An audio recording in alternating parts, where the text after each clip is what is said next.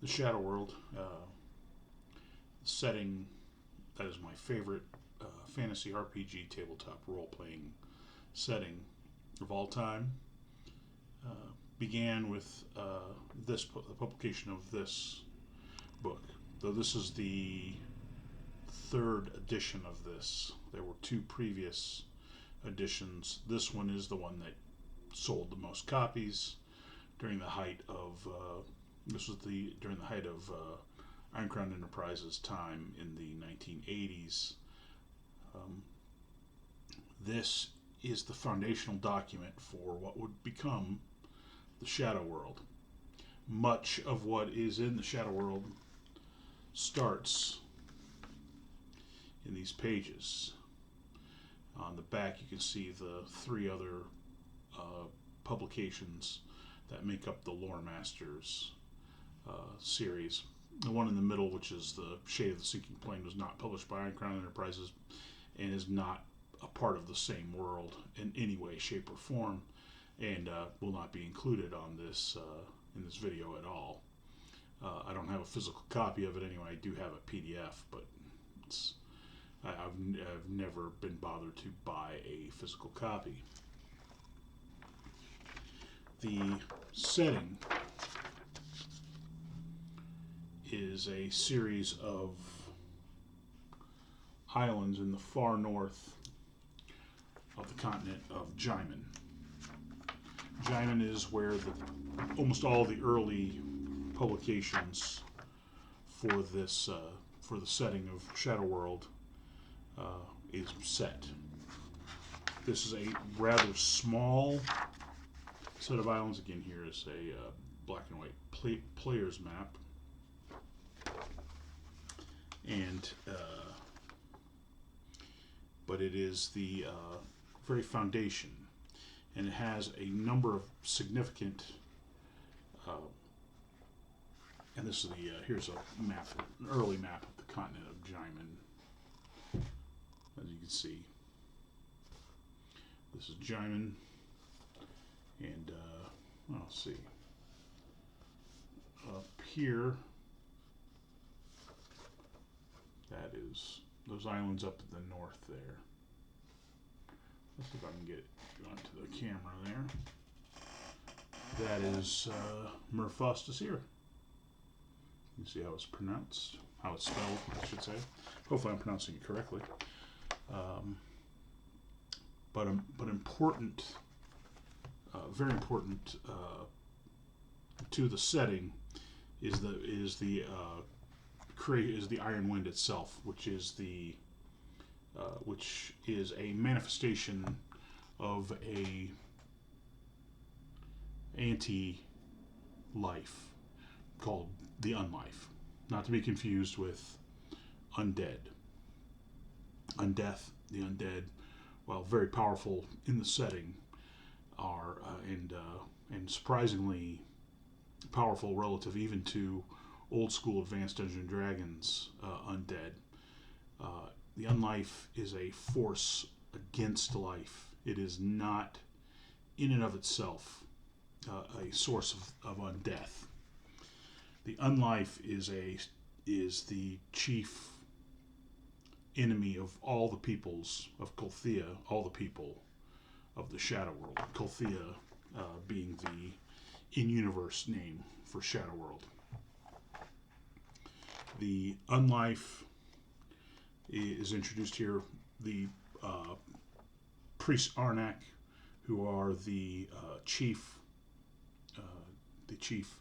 manifestation of the Unlife, the servants of the Iron Wind, and their high priest, the High Imla Arna, are introduced here.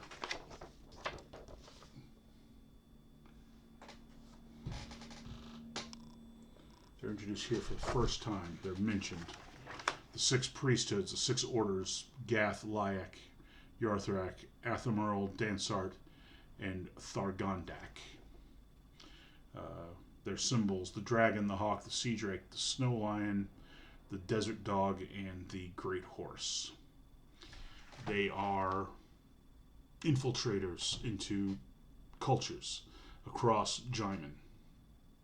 Their objective is to infiltrate these cultures, subvert these cultures, and bring them to ruin, destroy their leadership. It is a very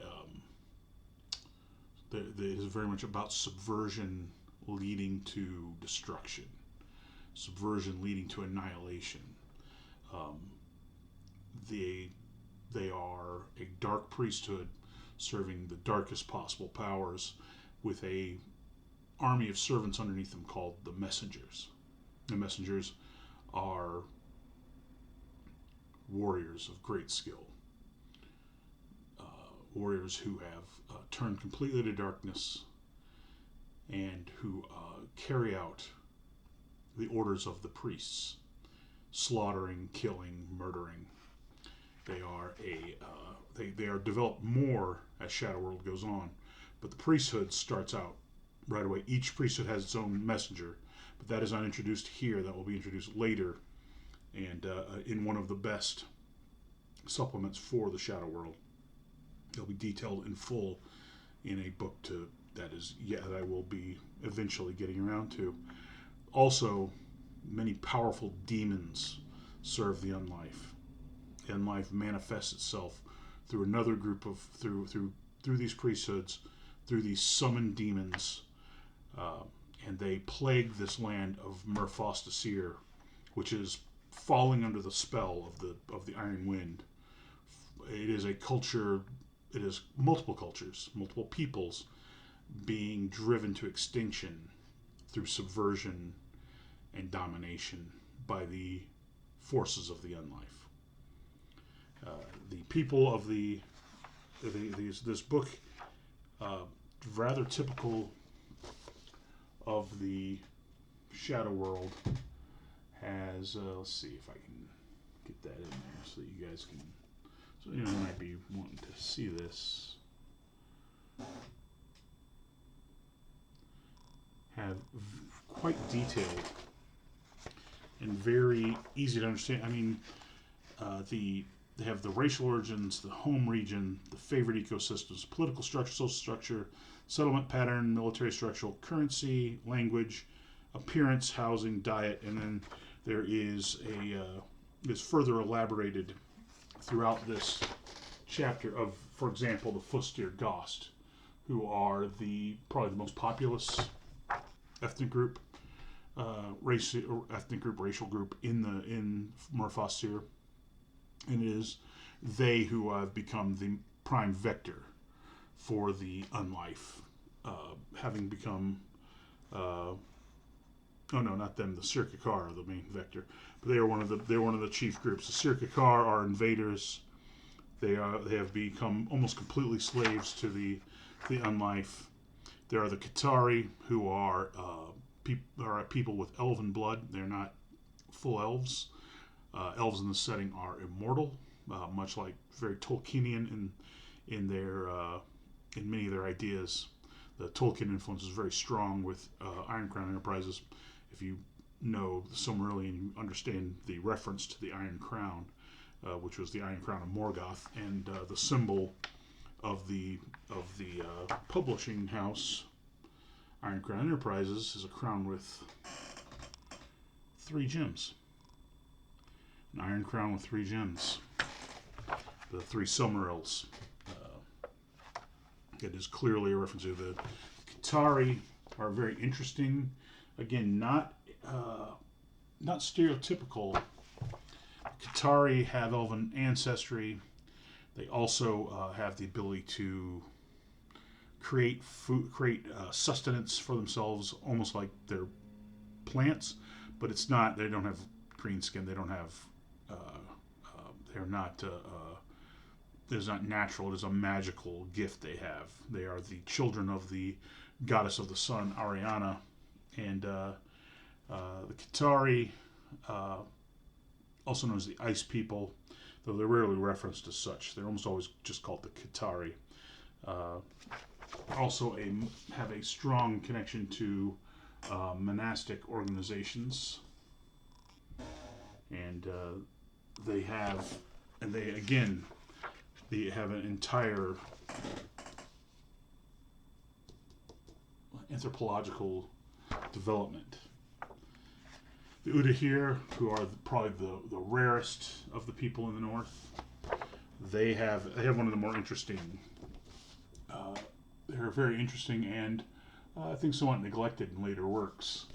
But they fly these giant eagles called Thyphuriac, and they have again a very interesting existence. There's a great deal of mystery. The bulk of this book is written in first person by a character in universe called Elor Onestark, a character who had almost fallen to the unlife and yet pulled himself back. He's a member of one of the main factions, one of the important factions in the setting, which are also introduced in this book, called the Lore Masters. The Lore Masters are sagacious spellcasters who trying to preserve technology, civilization, culture, and are the antithesis of the priest Arnak, while at the same time having very similar MOs. Both groups have very similar MO in the sense that the lore masters infiltrate and try to seed technology, culture, and values into a people. Another group that is introduced here, which is extremely important to the setting and will be extremely important in the future, are the navigators. The setting, the locations in the setting are divided very heavily by essence flows, essence storms, and essence barriers. Essence is the word in setting for the raw magic of the setting, and it is a physical force. It generates storms. The essence storms can be so powerful that they can cause cause volcanism. They can cause earthquakes, as well as storms and opening portals to hell, basically to the demon realms, and unleashing demons upon the world. And these things are all introduced here in Iron Crown and Iron Crown's The Iron Wind. The Iron Wind was written by Peter Finlan, who was the #1 guy at Iron Crown Enterprises. And even though Terry Amthor would be the main architect of Shadow World, many of the foundational ideas come from this very interesting early work. It is an excellent supplement filled with the rather wonderful maps. If you've seen any MERP work, you will be very familiar with these gridless maps. And this is the very foundation, the very bedrock upon which the rest of Shadow World will be built. And in the next video, I will talk about the next book on the list, the Cloud Lords of Shannara,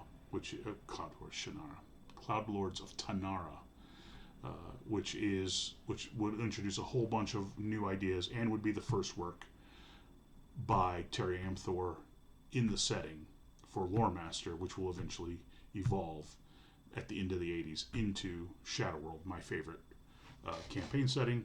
So until then, goodbye.